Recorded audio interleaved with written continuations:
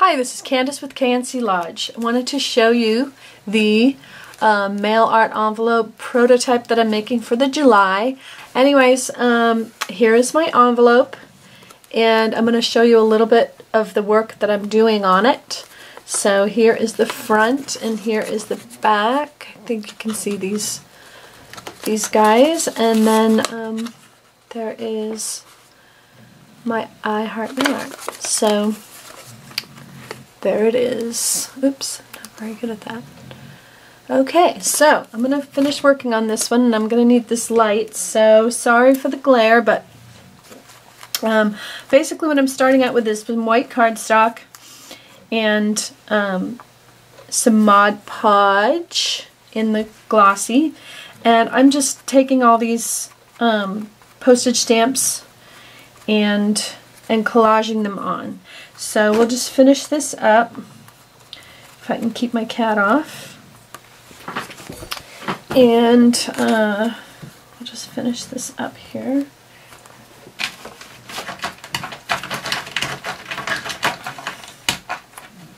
And as you can see, I'm putting Mod Podge, and then I'm putting Mod Podge on the top as well, over the top. So I just need a couple more here to give this a good look. Okay, so basically that's how I do. Oh, I think I need a couple more. Let's see, this one here and a small one down here. That would be good. Okay, so now I have this all covered with Mod Podge in the glossy, and I'm going to put one more little coat on there. So as you do this, you want to have one last coat, and this will dry clear, so, but I just want to make sure I have a good decent coat on here before I do the next step. Okay, so then I'm taking some sprays. This one is some spray that Pearl made for me, and I'll turn off the light now, that Pearl over at Your Paper Pantry made for me. And then I've got some Lindy Stamp Gang in the orange, Red Hot Poker orange, and then some red pepper in the Adirondack spray. So these three colors are the colors that I'm using for this project. And I'm just going to spray this on here while it's wet. And that's why I'm working on a towel, so that I can, I don't have to worry about the overspray getting all over the place. So I did the orange here.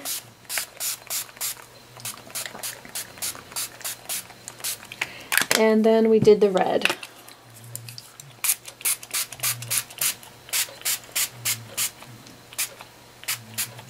Okay, so then this is really, really wet. So basically I'm going to remove this towel and set this aside to dry. And I have a couple of dry ones, so I can show you the finished result. And I usually let that dry overnight because it does take a long time for the Mod Podge and the ink to dry together. So what you end up with is these. You end up with this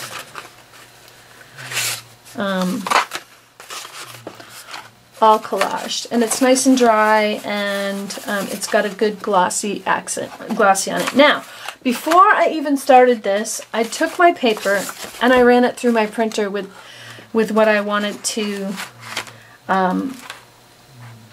you know, with the shape that I wanted to use, the butterfly. So then at this point I can cut this butterfly out. Okay, so when I cut this butterfly out, this is what I ended up with. Then I took it and I took this black Sharpie pen and went around the edges just to give it a little bit more dimension. You would be surprised what little touches like that, how much of a difference it will make on your project. So that's how I ended up with this orange butterfly. So I've got the orange butterfly, and then I took that and I put that on the black envelope that I made, and then I Mod Podged it on and did these and cut out some cutouts with these punches, EK Success punches. I cut these out of this yellow cardstock and then distressed them with some orange marmalade distress ink. So I just went around the edges. Again, you want to give everything a little bit more texture and color.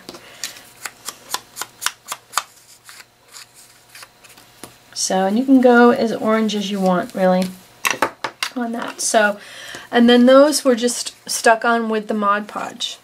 Now, the little background, these little background images of butterflies, I stamped those with a small butterfly stamp in perfect medium,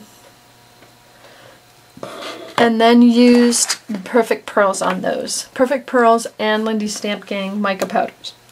The one thing I noticed on the mica powders is that the Perfect Pearls, when I covered this whole thing with Mod Podge at the end, the Perfect Pearls withstood the Mod Podge, but the mica powders seem to rub off. So I don't know what the difference is, but I also noticed on the back side that the mica powders had a much brighter, the Lindy Stamp Gang had a much brighter, more vivid colors. So if you're not going to be wetting them again after, except for that little spritz that you do, I prefer the Lindy Stamp Gang. But if you're going to cover it with Mod Podge, the Perfect Pearls seem to stick better. Okay, so after I did that, I did this side the same way with just some different colors of the Perfect Pearls and mica powders. I had these colors out and just tried some different colors to see how they would look. And then this is a white Signo pen. Inside the heart is the Jelly Roll pen. And then I went around the edges with Rub and Buff. I don't know if you've ever used this, but it's really cool for antiquing things. And so I just went around the edge with Rub and Buff. It was a little bit plain looking to me, so I finished it off with that. So there is my project for the Your Paper Pantry swap for July mail art. Thanks everyone for joining it, and we'll see you over on Your Paper Pantry. Thank you. Thanks for watching.